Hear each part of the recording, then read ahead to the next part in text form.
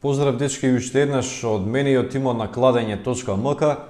Сабота, 14.7, односно 14. јули, повторно се јавуваме со една кратка видео анализа или видео типови, како сакате, така наречете ги, и време е за надпреварот за трето место. Не толку популарно е да се игра овој надпревар. Препоставувам дека двете репрезентации се разочарани. Белгија и Англија играат денеска, значи, за третото место на светското првенство во Русија. Термин 16 часот на прекрасниот стадион во Санкт Петерсбург, стадионот, исто имен стадион како и градот. Сега, ако е тешко да се играат овие надпревари, тешко и да се обложуваат нови надпревари, затоа што од наша гледна точка, од обложувачки аспект, навистина е речиси невозможно да се погоди резултатот на овој надпревар. Тоа го покажала и историјата во досегашните надпреварувања, затоа што никој не сега игра во тоа мало финале, условно кажано финале, односно надпреварот за третото место. Белгија имаше амбиции да стигне во финалето, нешто слично како и Англија, иако Англија беше на некој начин изненадување на шампионатот, со оглед на тоа што Гарет Саутгейт, нивниот селектор, беше испратен со овие млади момци кои што играат за Англија, англиските репрезентативци, беше испратен од островот како на некој начин аутсайдери, како репрезентација која е една од послабите англиски репрезентации во изминатите 2 децении, меѓутоа се случи спротивното.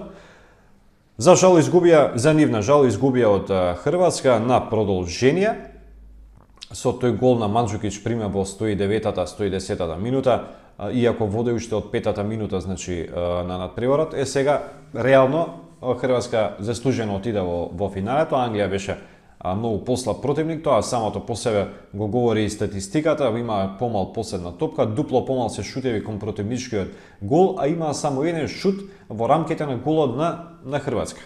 Значи, се на се, би рекол дека Англија лесно стигна до полуфиналето, имаше лесни противници, меѓутоа кога стигна конечно до една посериозна репрезентација како Хрватска, веднаш се сопна и, што е најтрагично, голот го постигна слободен удар, а не од игра. Впрочем, и од овие досегашни голови 11 на Англија, дури 9 се постигнати по прекин, што е дефинитивно долно кажува за нивната неубедлива игра. Белгија, значи, имаше тешок пат до полуфиналето, до овој надпревар за третото место. Овие две репрезентации игра во групата, поразениот од нив имаше полесен пат, тоа беше Англија, меѓутоа тој дуел помеѓу овие две репрезентации во групата беше одигран со вторите состави на репрезентациите на двете екипи, им одговараше да изгубат, меѓутоа Белгија си го направи своето, победи, затоа имаше потешок пат од Англија, потоа со Јапонија во едно од најинтересните надпревари на шампионатот победија со 3-2, губеа со 0-2, со Бразил победија со 1-2 и од Франција изгубија со 1-0 во полуфиналето. Сега што се однесува за тој полуфинален дуел, Белгија одигра добро во поле, значи имаше огромен последна топка, 60% наспреди 40% последна топка на Франција, значи го диктираше темпото на игра, меѓутоа не создаваше шанси. Затоа говорат доволни оние само 9 шутеви кон противничкиот гол, наспроти 19 шутеви на Франција.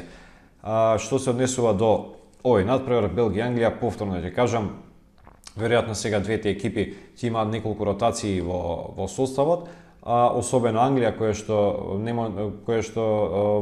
што нема да играат Хендерсон, Трипиер и Валкер, значи ќе излезе еден нов тим на Англија, меѓутоа не оние резерви кои што игра во групната фаза против Белгија, Белгија сигурно ќе има некои освежувања во својата репрезентација, меѓутоа дефинитивно ја очекувам нивна победа и ќе одиграм Кетс и 0-3 гола една комбинација, што би донело негде коефициент околу 1,90, може да одиграте и Кетс 1,20 до 1,30, за двојка е 3,30, да наречено 3,75. Се слагам со букмекерите, оние похрабрите слободно нека одиграат единица, а оние другите Кетс X или Кетс X и 0-2 комбинација за нешто поголем коефициент, со оглед на тоа што Кетс X е негде од 1,35 до 1,40 се движи.